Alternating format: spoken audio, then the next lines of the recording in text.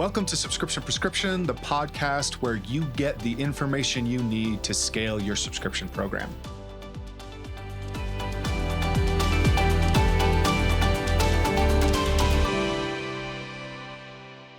Hello and welcome to another dose of Subscription Prescription, the podcast where we help you figure out everything related to D2C subscriptions. I'm really excited for today's dose because we're going to be talking a ton about subscriber acquisition. I'm excited to be joined by my good friend, Trevor Crump. Hello. Trevor is the co-founder and CEO of Bestie Media. You may recall when we were just getting started on our podcast, he came on, was talking a lot about customer insights and survey information. That's right. Which was really, really fun. In fact, I remember bringing up some of those points from that with somebody just the other day. Oh, nice. I actually was on a webinar and was talking through all that stuff you can do with better marketing, with better segmentation with people. So, but today we're going to be getting into ad buying and just to set the stage for everybody. You know, you are actually one of our best partners that we work with a number of brands on the acquisition side. Yes. We handle a lot of the, offer strategy, but also the retention side. Yep. But one of the trends we're seeing in the space right now, and for those of you who have been listening or watching the show for a while, we've talked about this quite a bit, which is brands, these really fast growing brands. So like we just saw an exit from Groons. Yeah. And their founder has been really explicit saying that they were always looking at a 3-to-1 CAC to LTV ratio. And if they would dip below that, they would stop. Yeah. Other brands like Marsman, Instant Hydration that we've worked with that are absolute rocket ships have a very similar approach, which is they are not basing buying decisions based off of CAC. It's based off of what the customer is worth. Yes. So I would love for you to first introduce yourself a little bit more to everybody, what you're doing, because I know you have tons of e-commerce experience. But that is the topic we're going to be talking about today, is diving into how you should be thinking about customer acquisition for subscription. Yeah, absolutely. I'll keep the about me short. I've been in the e-commerce space since 2016, launched my first e-commerce company called Asher Golf, which is a golf apparel company here based in Utah that is still growing and scaling and successful, and worked with some other local e-commerce brands throughout the years, and then launched what is now known as Bestie Media. In my business partner and I always argue whether it was 2020 or 2021. We were kind of like doing things off the books in 2020 and then really established things like 2021. So I've been in the space for 10 years, and now we specialize in acquisition growth, and even more importantly, profitable acquisition growth. Right. So we've kind of become like almost semi-finance nerds in our marketing world that we've been a part for 15 years. I've been in the marketing space for over 15 years, and my business partner is very similar.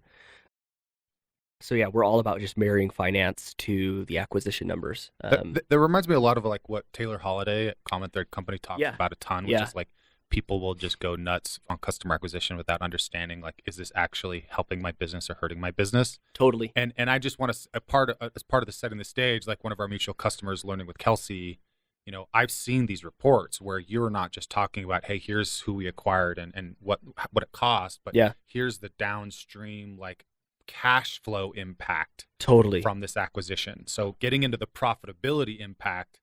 And when and my hands are going like this because the report is very, very long with lots of columns on all of the things you guys are looking at. So why don't you unpack a little bit for me on that just to start? Like, why are you looking at that entire picture as an ad buyer when most people are hiring people I'm just trying to get customers in the door? Sure. I mean, when you do something long enough, you start to recognize what you're good at. And what you're not good at. And so when we first started, to be honest with you, we weren't as into the overall profitability side of things. We did pawn that off to the brand a little bit more, like, hey, you're the owners, you should be looking at that, not us. But what we started to recognize was we would do what we felt like was great work. So when we look at everything, I look at things from a lead metric perspective and a lag metric. Lead metrics being the initial things. So, let's start with lag. Lag is the outcome. Okay. Growth, new revenue, revenue and new customers, right? That's your, like most brands, that's their lag metric. Are we getting more money, right? And then you have these lead metrics that will lead up to the lag metrics. And so you can use lead metrics to predict if we are going to see good lag metrics, right? Right. And And examples of that would be like click rates, Sure. like Yeah. impressions. Yeah. like Exactly. some So let's say my lag metric in this situation is I want to get. Let's just use CAC, right? Cost to acquire a new customer. I'm dividing my marketing spend by my total new customer acquisition. Let's say that's my end lag metric in this space. Yeah. I want to be at $40. Okay, a $40 CAC. A lead metric would be, have my cost per link clicks gone up or down? Has my cost per reach gone up or down since I've made these changes to get to this 40? Has my conversion rate dipped? Has my AOV increased? These things. And so we used to spend a lot more time over here on the lead side of things, making sure that, hey, we're doing all of these things correctly. And so what started to happen was, everything we were doing, we were creating good ads, we were getting good cost pers, good things. We were even getting good, CAC metrics and those things. But for whatever reason, the brands would come to us and like, hey, we just can't, we're not winning right now. And we're like, what do you mean you're not winning? We're acquiring customers at the rate you want us to acquire. Right. And how are you not winning? And it was in those early stages, we weren't looking at things like not just what you're spending to acquire customers, but what do the cost of the products cost? What are your COGS? What are your shipping? What are your shipping costs? What are your fees? What is the brand's overall OPEX? Which is, so there's variable costs, which are your, like I said, your cost of goods sold, your ad spend, your fees, your shipping, and then you have fixed costs, which are your headcount, your rent, the tools that you're using on a day-to-day, month-to-month basis. And we weren't looking at that stuff as much. Were you finding that the brands just weren't necessarily good at estimating that themselves? Because if a brand like comes to you and says, hey, here's the CAC, we need to make it work, I would assume that they have based that number on all those other metrics. But the truth is, I know that a lot of brands aren't doing in their head a story about what their CAC is supposed to be. And listen, we work with brands, so we don't have like a size of company we work with. We don't specialize in 5 to 10 million or in $50 million companies or six-figure companies. We specialize in brands that have good founders with good values that we can work with, people who prioritize creative, and people have good product market fit. Those are generally the things that we're looking at. It's not how much revenue did you do. And I can tell you this, we work with people who haven't made a penny and we help them launch, to working with $350 million brands. And it doesn't matter what side of the spectrum. I have seen everybody in those realms not totally forecast that appropriately. Now, the bigger you get, it seems like they have a few more things ironed out. But what I have found is, what I found is a lot of times they will have done that maybe work 3 years ago, and they're still operating in that space, and they haven't looked at what's happened with tariffs, and they haven't looked at the competition that has risen, and so now their brand terms are getting eaten up by a lot of other competitors, and so they were operating at, hey, I have to be at a 4 ROAS, and now it's like, well, that's almost impossible to grow for you particularly, or something like that. But in their brains, we have to do this in order to be profitable. But it's like, well, actually, what if you just doubled your net new customer acquisition, but you decreased your ROAS from a 4 to a 2.5? You still could actually, the numbers would math out to the same profitability numbers you want to hit.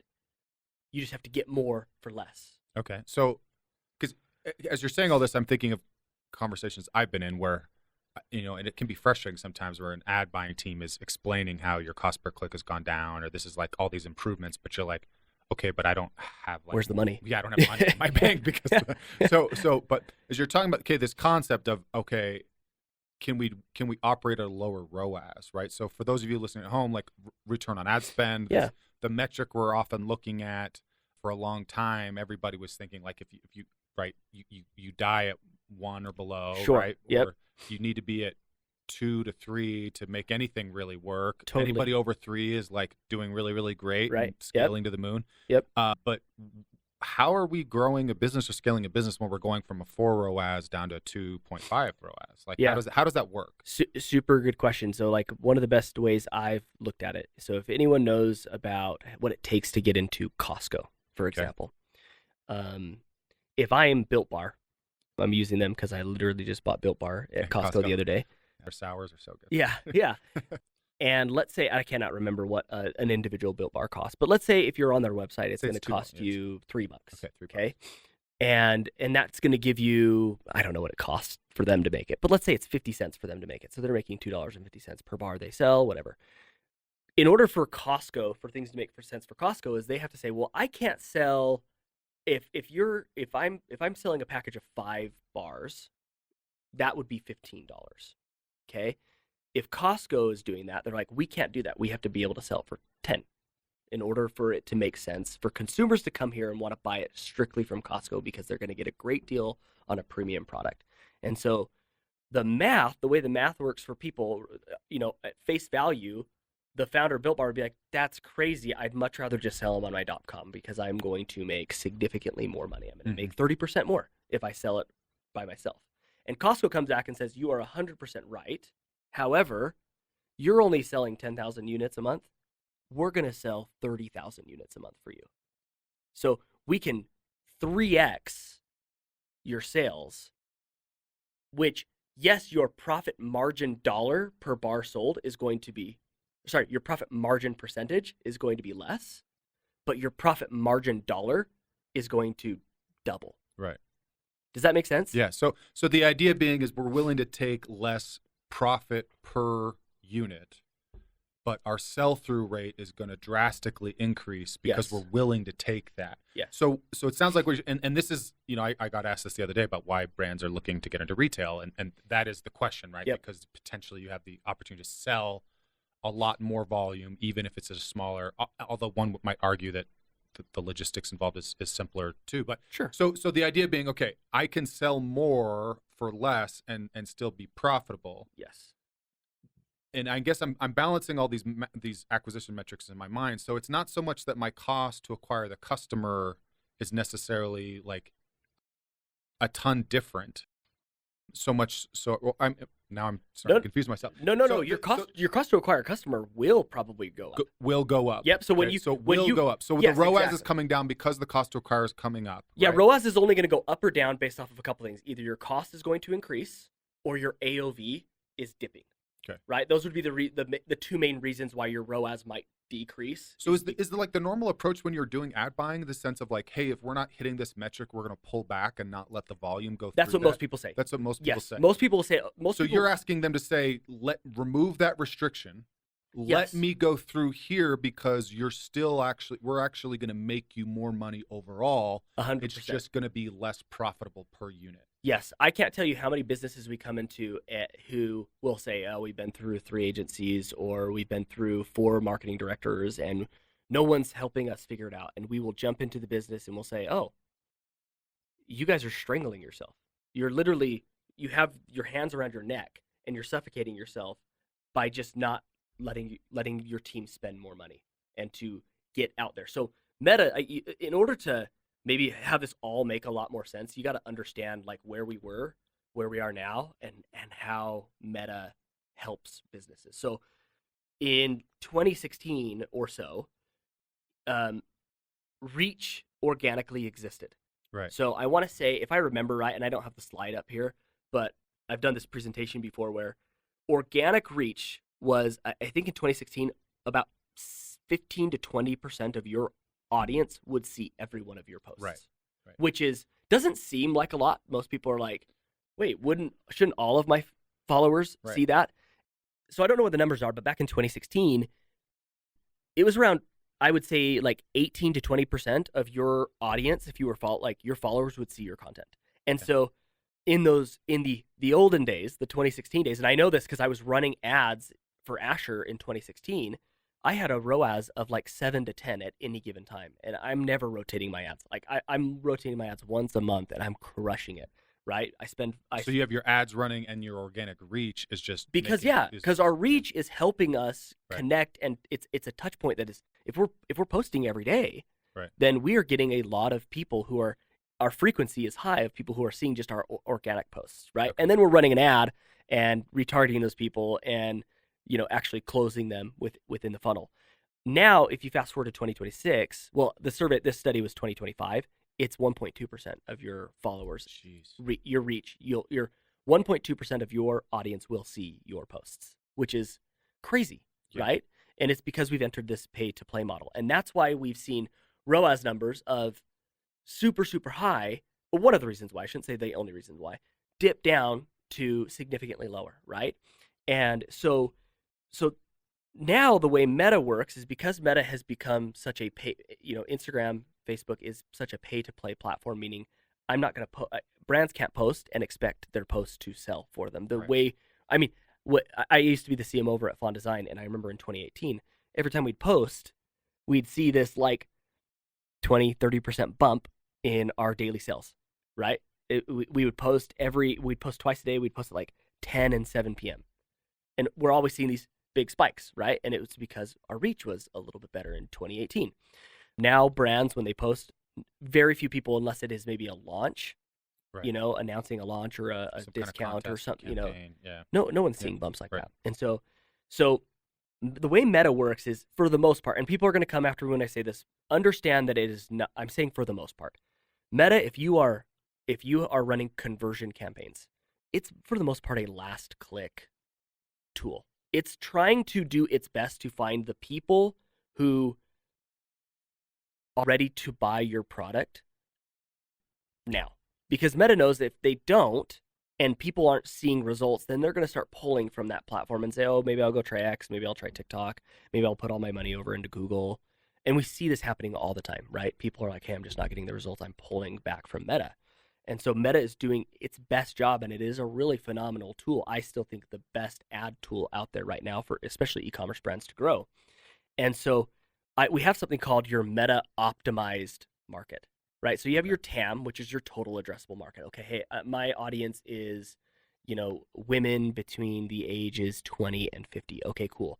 There in the United States, I'm just making up this number, are 90 million people that fit that realm. So my total addressable market is 90 million people. Now, that doesn't mean that all 90 million people are going to come to me. You have this, what we call your Meta optimized market, which is essentially the amount of people based off of your efficiency constraints that are going to be ready to buy. So if you are a brand and you say, hey, I have to have a 4 in-platform ROAS, and just to go back on this definition, that just essentially means for every $1 I spend in platform, I make $4 back. That's what a 4 ROAS is, okay?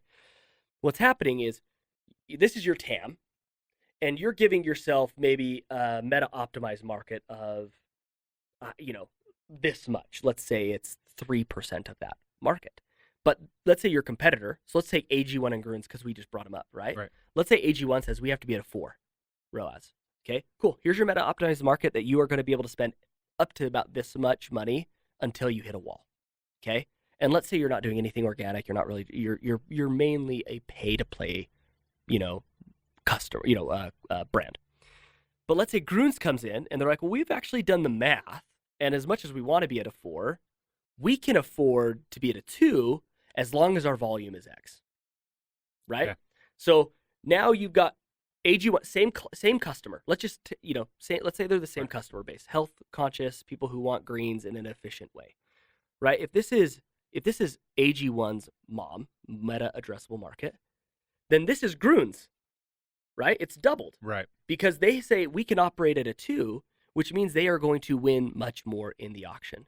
So the lower you can actually go, the more success you can have on that platform. Because Meta's willing to give you more volume. Exactly, and Meta's willing to say, oh, okay, well, we don't need to be constrained, right? We don't need to be constrained,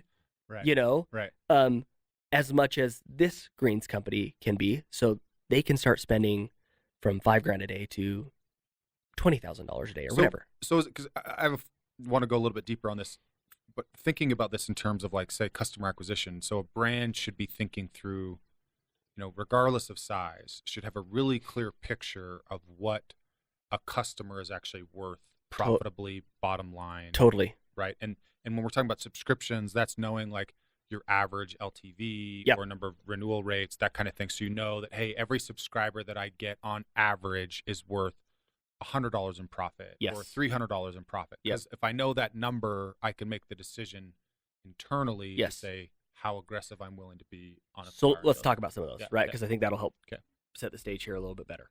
So in order to, because you can't just, in order to do this successfully, right, you can't just say, hey, well, let's go from a 4 to a 2. You got to actually do the math, right?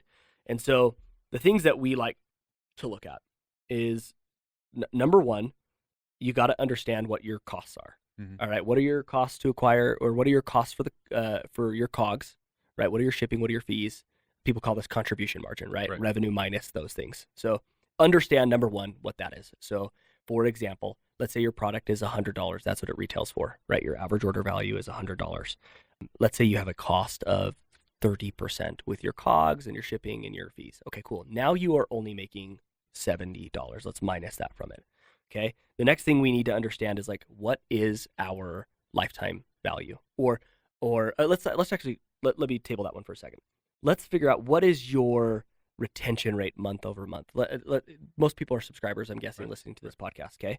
And so let's say you have a 12% decrease month over month. Okay. You know, meaning if a customer is worth $100 month one, then the next month that customer is only going to be worth $82. And then the 12% math, I'm not going to do that math, right? Right. So you understand every month what that person is going to dip down to. Some brands it's more, some brands it's less. What you can then start to do from there is understand, well, what is my payback period that I can afford? So let's say your CAC is $70. Yeah, so you're essentially break even on first order in that instance. Exactly. Right. If your CAC is $70, most brands will be like, well, we can't operate at a break even because now I'm not adding my OpEx into this, right? I'm still paying all these people. I can't do this. But if you have a retention rate of, you only lose 12% of that audience, you know that the very next month you're going to be getting 80. If we go 82 minus that $30, now we're sitting at $52. Now all of a sudden, month 2, we are up $52 on that customer, and then the next month we're going to be up another $52. Now we're at $104. Well, I guess it goes down a little bit. Yeah, it goes down. The idea is that has a compounding effect of how you get that money back. That where this math gets a little extra complex is understanding how long it takes you to, say, get new product in, when you have to order that right. Totally. Like, having to understand like how much cash you have to put up to get the units to be able to sell that. But being able to model all of that out into a spreadsheet, understanding those putting in all those variables around the shipping costs, all those averages. Yes. And then paying attention to what your lifetime value is. And again, there's a lot of different formulas for how we can calculate the profitability there. So that I now know that on average, this is how much a customer is worth to me today. Yes. And I will say that's what, like, the brands that we've worked with that have not been in common, that's what they're asking for, is they want to know. And they'll make buying decisions for that day based off of their trailing 90-day LTV. 100, right? Yeah. Like, which is kind of nuts to think. Yeah. We can afford to spend $50,000 or $150,000 today because that's where our window is for based off of trailing profitability. And what's crazy about this, like, we have example after example. Like, we were working with a subscription brand based in the food space, right? And they were, at the time when we came in, I think they were acquiring people at like $30. Really good acquisition, and their AOV was really strong, over $200. And we came in and saw that they were only spending a little amount of money, like not a lot. I mean, for what they were making, we were stunned with how little they were spending. And as we watched we were looking at their churn, so how many people were just leaving every month, and then we were looking at what their like refill rate was on acquiring new customers, right? So if we were looking at it as like a bucket, let's say they're losing the 500 people a month, they were only bringing in 550 people a month, right? And so they're growing, but it was just like extremely slow, right? Because they were bringing in a little bit more than they were losing. And when we went back and looked and we saw how often people retain, what their retention rate was month over month, we were able to calculate a 3-month LTV, a 6-month LTV, and a 12-month LTV. And let's just say for number's sake, their LTV was like $800 after 6 months. And it was maybe, I don't know, $390 after 3. or something like that, right? We presented this to them and said, hey, you guys could actually probably 5x your CAC. Your CAC could literally jump from $30 to $150 overnight, and you would actually month 2.2 be very profitable. So now we're starting to talk to them about, do you have the cash flow to do that? Do you have the cash flow to help support this for 2 months, to then really start seeing this compound effect of like you going from making profits of, once again, I'm making numbers up, $100,000 a month in total profits to $500,000 a month in total profits, which will then get you to $1.5 million a month. And once you just break the math down, it was a no-brainer. And so we almost overnight tripled their spend. Right. And for the first 30 days, it was rough. Like, it didn't look great, but then almost like clockwork at like month 2.2, they're more profitable than they've ever been across, on okay months compared to their big sale months that they normally would have in previous years. Okay, so everything we're talking about, like, it does feel like a little bit, because we have a lot of mix of audience here. We have really established brands, middle of the road, people getting started. If a brand doesn't have a long long history of data to rely on for the LTV standpoint, or maybe they haven't been spending a ton of money on ads yet, or maybe they're thinking about whether it's time to do that or not. Yeah. Can you break down, like, what are some of the questions that a founder should be thinking about if they're in that position where first time I'm going to start buying ads, or I've been doing it for a little bit. Do I need to pull back or go all in? What are some of those questions or things that people should be thinking about to make better decisions there? Number one is just understand what all of your costs are. Like, what does it cost you to run your business every single day and every single month, right? From a variable cost perspective to the fixed cost OpEx. Like, that's number one, just understanding those things, okay? The second thing is it's always hard, right? In the early stages, you have to build and try to build off of somewhat of a first-time profitability if you don't know what's going to happen, right? We work with a lot of people who need to be first-time profitable because they have a 12% retention rate. We do work with, I would probably say, we're probably 60-40 on subscription. We probably work 60% of our clients are probably subs, and then 40 aren't. And so generally, when you don't have a subscription company, your retention rate can oftentimes be lower. A lot lower. Yeah, we have some that have a 5% retention rate. So, like, everything we are doing is making sure that they are first-time profitable. So you got to just understand, like, do you have if you're a subscriber, like, I guess you said some people don't listen to this. One, just understand what it's going to take if you do need to be first-time profitable, right? Just to understand and start to get the market out there, or get your product out there to see if people start to return, okay? Once you start to get some return data, then you can kind of start to model this a little bit differently. Something that's extremely important is that you always just also understand what your cash flow is. And so you really need to understand, because that gap between when you buy a customer and when you're getting the money back, and how much money you have to put up to get product to try to yes. And even more so on the latter part, where a lot of people don't calculate that, because sometimes what's happening is you might be calculating your cost of goods sold and your CAC and all of these numbers, and at the end of the day you might be profitable $50,000 and you're like, heck yeah, that's awesome. But then on paper, right?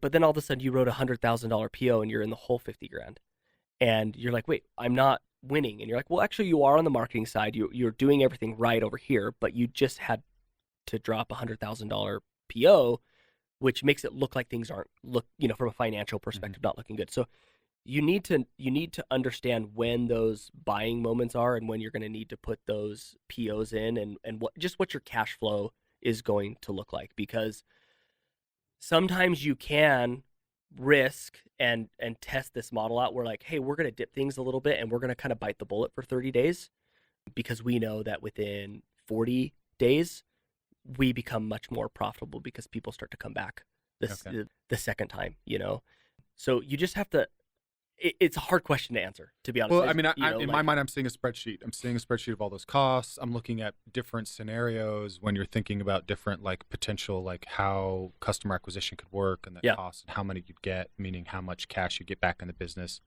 I think on the subscription side, it would be good, like, if you already have This is why I often suggest like a brand, like even if you're not doing anything else, you can at least throw the subscription widget up there to see like baseline, don't put any work into it. How many people can you get? Totally. And how long do they last? Totally. So at least have a data point. Yeah. I would argue that maybe paid acquisition, depending, subscribers aren't going to retain usually as well as organic would have. But at the same time, you never know if you're doing that. So at least, so again, it's about setting baselines. Yep. And starting to think through that. Understand cash flow, understand your baselines. I always tell people, I was just on a phone call with somebody who just started a new brand yesterday, and she has finance, like her finances to back paying somebody like us. And I said to her, you know, you don't know how, it was a pretty competitive product space that she was in. I said, you have no idea. Like this can be very expensive, right? Mm-hmm. And I can see people, this is the type of product that could potentially be, it was in the apparel space, and apparel oftentimes, if you do it right, does have really good retention rates. But it's also so competitive, and if you don't, you know, if your branding isn't great, if the product isn't great, if the story isn't great, and you're not in their face all the time, it's really hard to get that person to come back and buy a second and third time. Once you get them to come back and buy a second time, it's really easy to get them the third, fourth, fifth, right? And so I told her, and she's like, listen, I am really good at social media. That's how I've made all my money.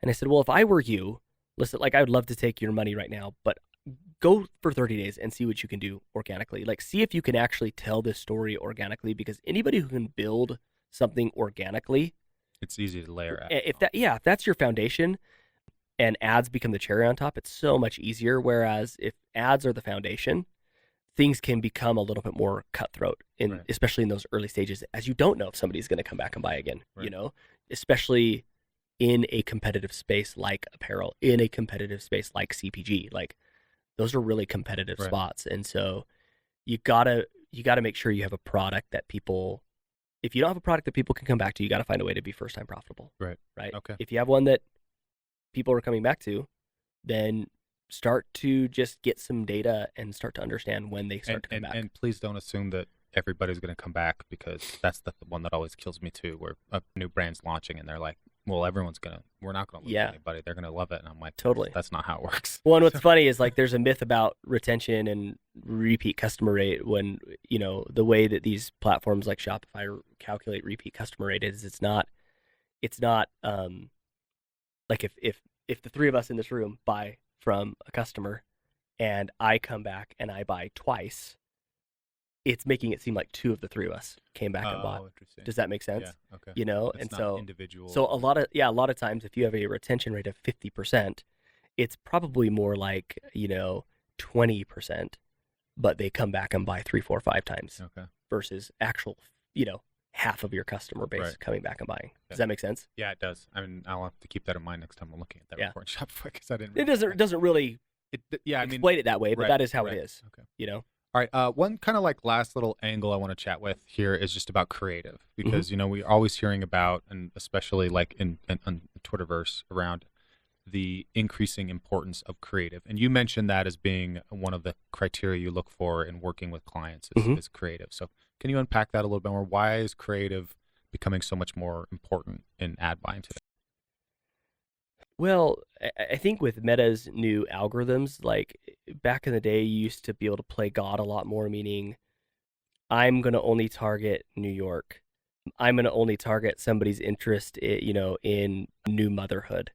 And not to say that those things don't work, but Meta has done a really, really good job at taking your product and trying to understand your customer and being able to put your content in front of those people. The right content helps that even more, right? And people have been saying this for a while. Content is what actually is one of the best targeting things.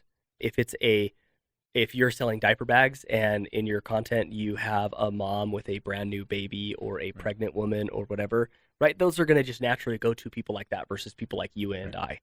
I'm just thinking of the funny thing too is like if we were both t-shirt models, right?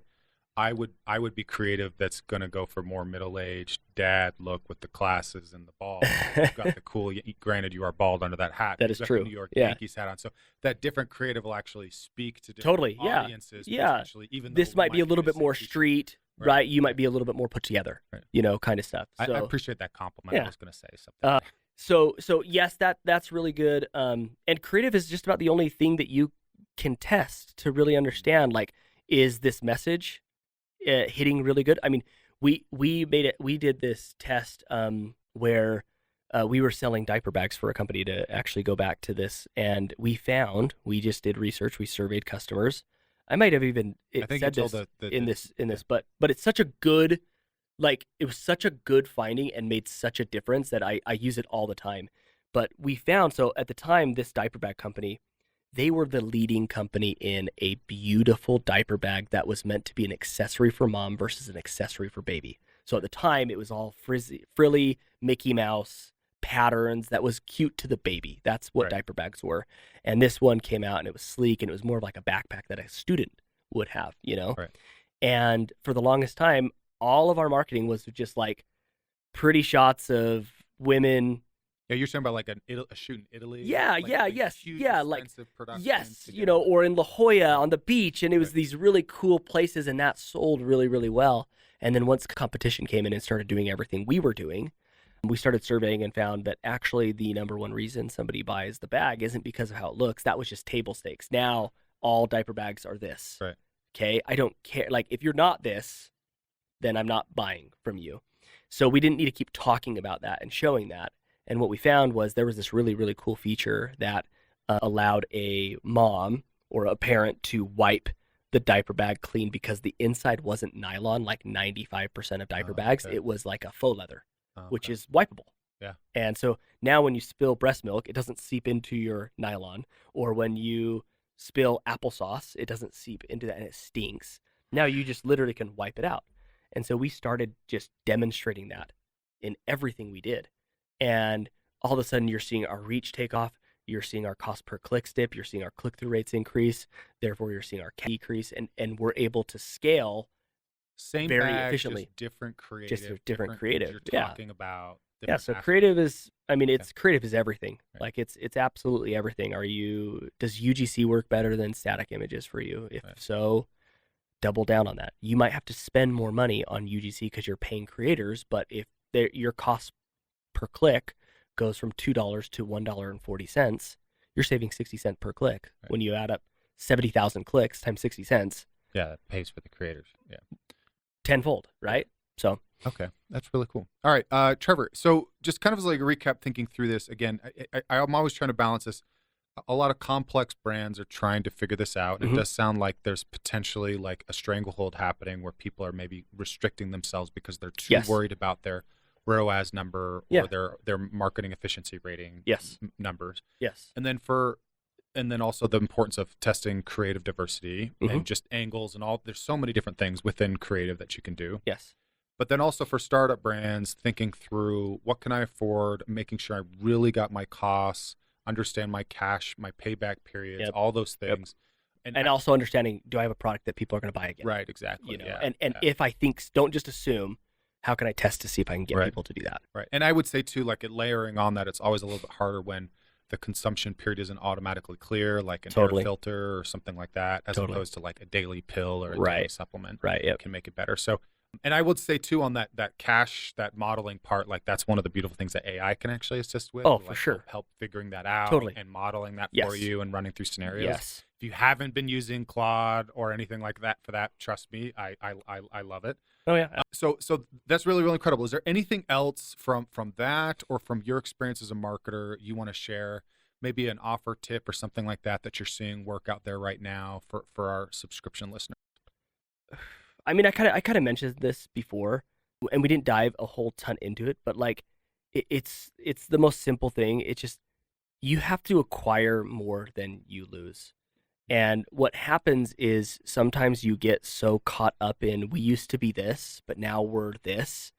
Therefore, I need to start pulling back. And it goes back into all these numbers and things that we said, but you can just make it as simple as that. Like, if I'm not acquiring more than I'm losing in the subscription space, then it's only a matter of time until you're done, right? Is that 6 months from now? Is that 18 months from now? And so just understand what your leaky bucket looks like.